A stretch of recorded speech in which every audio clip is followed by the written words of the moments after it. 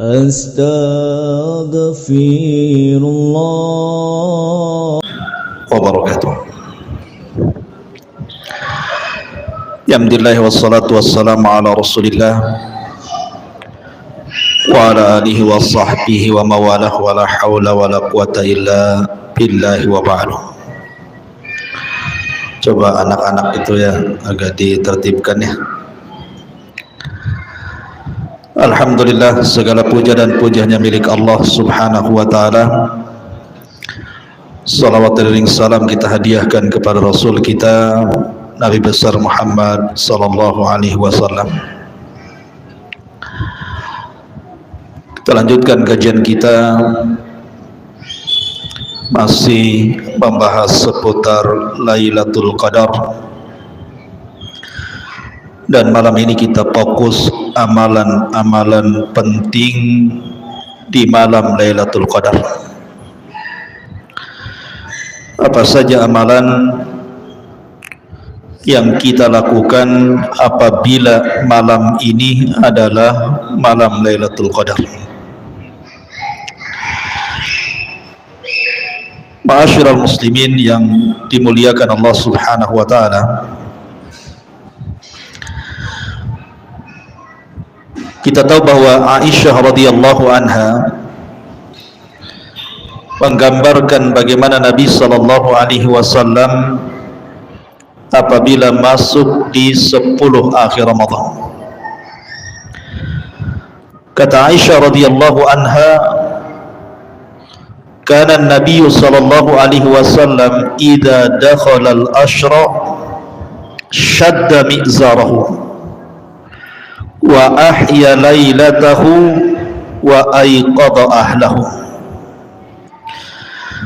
Nabi sallallahu alaihi wasallam apabila masuk di 10 akhir Ramadan,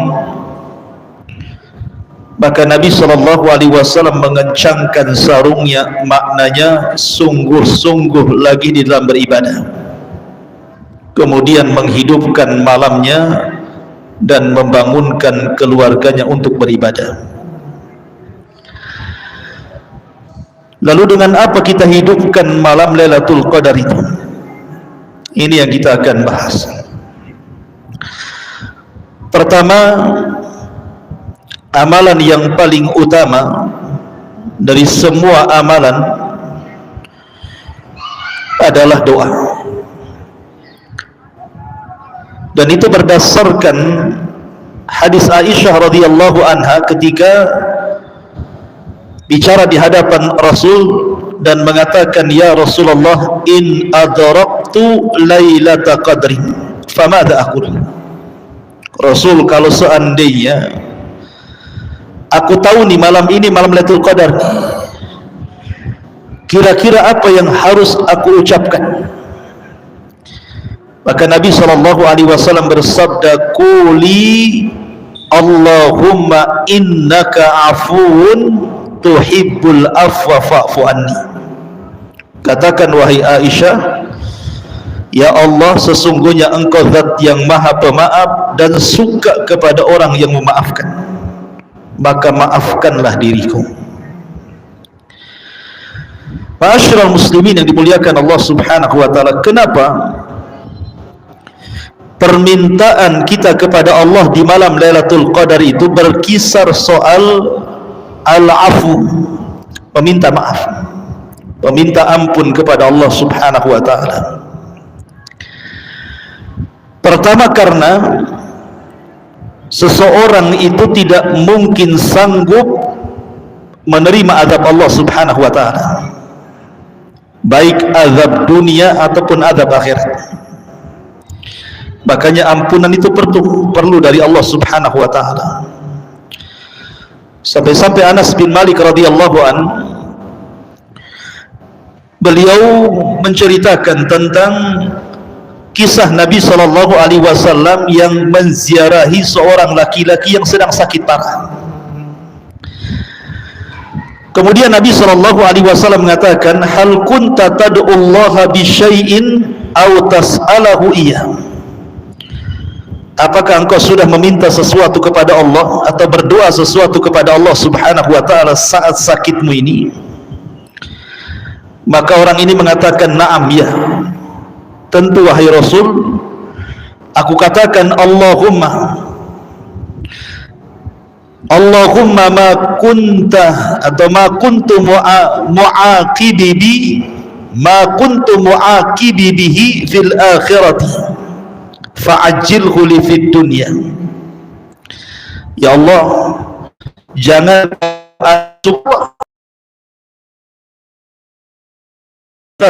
tidak akan menurunkan azabnya walaupun di dunia engkau tidak akan. Kemudian Rasul mengatakan, afala qulta, tidakkah kau mengucapkan Allahumma atina fid dunya hasanah wa fil akhirati hasanah wa qina adzabannar. Tidakkah kau mengucapkan, ya Rabb kami, berikan di dunia ini kebaikan, di akhirat juga kebaikan, dan bebaskan kami dari azab neraka. Akhirnya orang ini mengatakan, Abi perintahkan Nabi SAW, fada Allah bihi fahullah. Dia pun berdoa kepada Allah dan Allah pun menyembuhkan penyakitnya. Dari sini kenapa kemudian kita meminta kepada Allah ampun dan maafnya? Karena sebenarnya kita tidak akan sanggup kalau Allah mengazab kita, walaupun itu azab apalagi dalam akhirat. Maka dalam itu kita disuruh untuk meminta maaf dan ampunan kepada Allah Azza wa Jalla. Yang kedua, karena meminta maaf dan ampunan itu adalah doanya seluruh para nabi. Semua doa para nabi seperti itu. Bahkan Nabi Allah Adam alaihi salam ketika oleh Allah diturunkan Sri Lanka, kemudian Hawa diturunkan di Jeddah, kemudian keduanya saling mencari, berjumpalah di Arafah. Maka ketika berjumpa di Arafah, maka Allah Subhanahu wa ta'ala mengajarkan kepada satu kalimat yang pertama kali diucapkan bumi. Apa ucapannya? Rabbana zalamna anfusana wa illam taghfir lana wa tarhamna lanakunanna minal khasirin. Kalimat pertama yang diucapkan di dunia oleh Adam dan Hawa. Ya Rabb kami, sungguh kami telah mendolimi diri kami jika Engkau tidak mengampuni kami dan tidak memberikan kasih sayang kepada kami, tentu kami termasuk orang-orang yang rugi. Jadi inti dari permintaan Adam dan Hawa adalah minta maaf, ampunan dari Allah Ta'ala. Kemudian yang ketiga, doa minta ampun atau meminta maaf kepada Allah itu adalah doanya malaikat kepada orang-orang iman. Makanya Allah mengatakan, alladzina yahmiluna arsya man hawlahu yusabbihuna bihamdi rabbihim wa yu'minuna bihi wa yastaghfiruna lilladzina amanu rabbana wasi'ta kulla syai'in rahmatan wa ilman faghfir lilladzina tabu ila akhiril ayat. Malaikat-malaikat mikul arsy dan malaikat-malaikat di sekitar mereka bertasbih dengan mereka. Mereka beriman dengan Allah dan mereka memberikan ampun kepada orang yang beriman. Jadi doa malaikat kepada orang yang beriman memintakan ampun. Makanya ketika kita membahas salawat, innallaha malaikatahu yusalluna 'alan nabi. Sesungguhnya Allah dan malaikat bersalawat kepada Nabi. Maksudnya apa? Salawatnya Allah tentu memuji Nabi, dan salawatnya malaikat memintakan ampun kepada Allah atas dosa-dosa Nabi. Karena malaikat kalau sudah turun itu pasti membawa ampunan, rahmat, dan juga ketenangan. Kemudian juga yang keempat, karena doa meminta maaf kepada Allah, doa para nabi kepada orang-orang yang, sebagaimana Nuh berdoa kepada orang-orang iman, Rabbighfirli wali waliman dakhala baitiya mu'minan wal mu'minina wal mu'minat. Ya Rabb kami, ampuni kedua orang tuaku dan kepada orang yang masuk ke rumahku, baik dia seorang mukmin laki-laki ataupun perempuan. Kemudian yang kelima, doa meminta ampun, meminta maaf kepada Allah adalah doa yang Allah perintahkan kepada Nabi sallallahu alaihi wasallam. Dan juga meminta ampun, meminta maaf, Allah sebutkan bisa menghapus banyak dosa. Sebab itulah di malam Lailatul Qadar kita disuruh meminta ampun kepada Allah Azza wa Jalla. Ini amalan yang pertama. Amalan yang kedua, sesingkat saja, adalah qiyamul lail. Qiyamul lail itu maksudnya menghidupkan malam dengan sholat tarawih dan juga tahajud. Tetapi jangan sampai melalaikan sholat wajib. Bahkan para ulama menasihati, apa malam itulah malam Lailatul Qadar, jangan tinggalkan 3 sholat berjamaah. Pertama sholat maghrib berjamaah, yang sholat isya berjamaah, kemudian yang ketiga subuh berjamaah.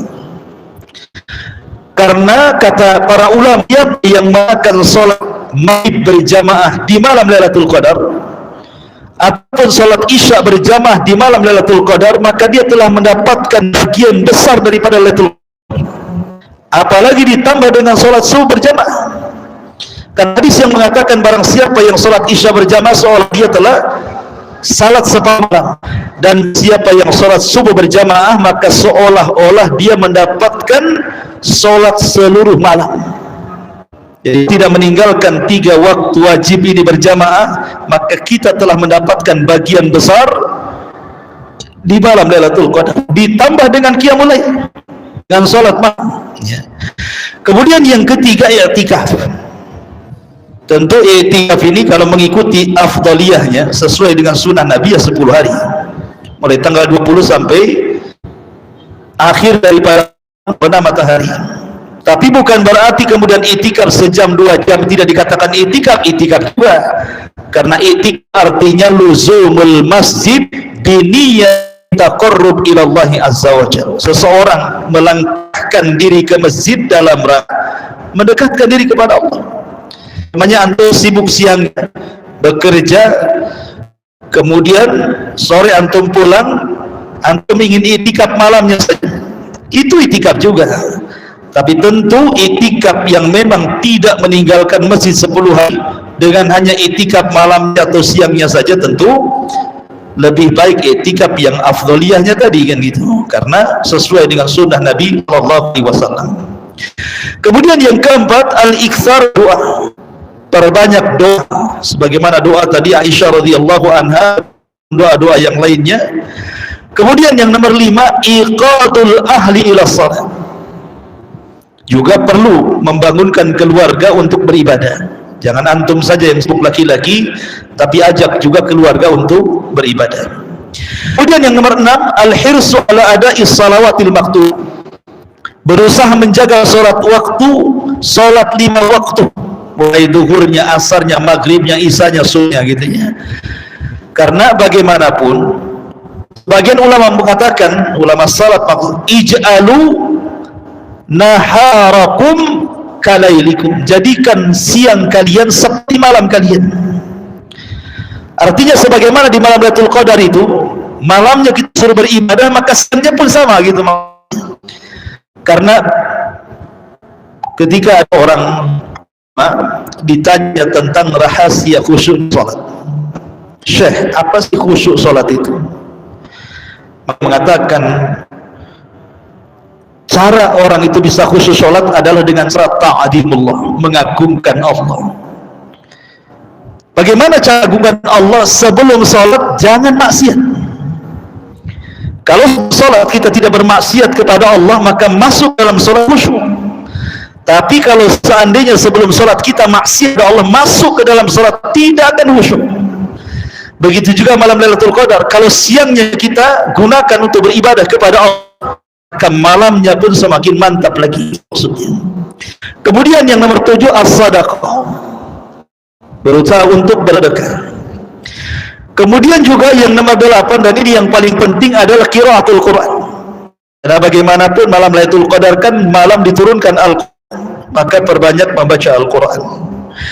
Kemudian ke-8 zikrullah wal istighfar, terus berzikir kepada Allah Subhanahu wa taala dan minta ampun kepada Allah atas dosa-dosanya berdasarkan sabda Nabi sallallahu alaihi wasallam, man qama lailatul qadrin imanan wa ihtisaban ghufira lahu ma taqaddama min dhanbi. Barang siapa yang menegakkan Lailatul Qadar, iman dengan perintahnya, mengharap dengan pahalanya, maka ampuni dosanya. Yang nomor 10, minta sebelum Lailatul Qadar, minta kita kepada Allah. Bagi yang berpendapat Lailatul Qadar itu di malam waktu asar, atau yang mengatakan di waktu maghrib, maka sebelum asar itu kita minta kepada Allah Subhanahu wa taala malam itu kita dijumpakan Lailatul Qadar, agar kita diberikan taufik malam mendapatkan Lailatul Qadar, itu maksudnya. Karena kita harus minta kepada Allah. Idza sa'alta fas'alillah wa idza sta'anta, kalau minta satu kepada Allah, dan kalau kita meminta pasti Allah tidak akan tolak permintaan kita. Jadi dari siang itu kita sudah minta, ya Allah, pakai aku malam ini Lailatul Qadar. Dan itu penting sekali gitu ya, meminta sesuatu kepada Allah Subhanahu wa taala. Kemudian juga yang paling penting di malam Lailatul Qadar itu adalah di sepertiga akhir. Kalaupun kita tidurnya tidak tahan gitu ya, maka bila sepertiga malam akhir di waktu Lailatul Qadar. Karena bagaimanapun dari sepertiga awal, sepertiga tengah dan sepertiga awal, yang paling utama adalah sepertiga akhir malamnya. Kalau kita tidak bisa menghidupkan keseluruhan, maka ambillah sepertiga malamnya atau 2/3 malamnya, karena di situ Allah turun. Kemudian Allah Subhanahu wa taala akan menawarkan kekuasaannya kepada hambanya, man yad'uni fa astajibalah wa mas'aluni fa utiyah wa man yastaghfiruni fa aghfirullah. Siapa yang berdoa ku kabul, siapa yang minta ku kasih, siapa yang minta ampun ku ampuni dosa-dosanya. Dan itu ada di sepertiga malam akhir. Jadi kalaupun memang harus tidur di awal saja, nanti bangun di akhir. Ambil waktu yang paling utama ya, di sepertiga malam akhir di malam Lailatul Qadar. Kemudian juga jangan lupa melakukan sunnah-sunnah, menyegerakan berbuka dan mengakhirkan sahur. Itu termasuk sunnah Nabi. Bahkan Nabi SAW mengikat dua sunnah ini dengan kejayaan Islam. La yazalun nas bi khairin, akan senantiasa manusia itu di atas kejayaan ketika mereka menyegerakan berbuka dan mengakhirkan sahur. Nah, apa masalahnya? Masalah makan saja bicara tentang kejayaan? Ya, karena di antara kejayaan Islam itu adalah seorang muslim menyelisih orang kafir. Ketika kita menyelisih orang kafir, maka itu adalah bentuk kejayaan kita. Kemudian yang terakhir, senantiasa kita minta Allah Subhanahu wa ta'ala. Kalaupun harus tidur, maka bacalah doa supaya tidurnya ibadah gitu ya. Habis tidur juga kita berdoa kepada Allah Subhanahu wa ta'ala. Pokoknya aktivitas apapun jangan lupa berdoa. Ke kamar mandi berdoa, keluar kamar mandi berdoa, pakai baju berdoa, dan begitu seterusnya ya. Hati kita irtibat, ada ikatan dengan Allah Subhanahu wa ta'ala. Allahu a'lam. Ini di antara amalan yang dijelaskan para ulama tentang amalan Lailatul Qadar. Subhanaka asyhadu an la ilaha illa anta astaghfiruka wa atubu ilaik. Allahu ta'ala. Assalamualaikum warahmatullahi wabarakatuh.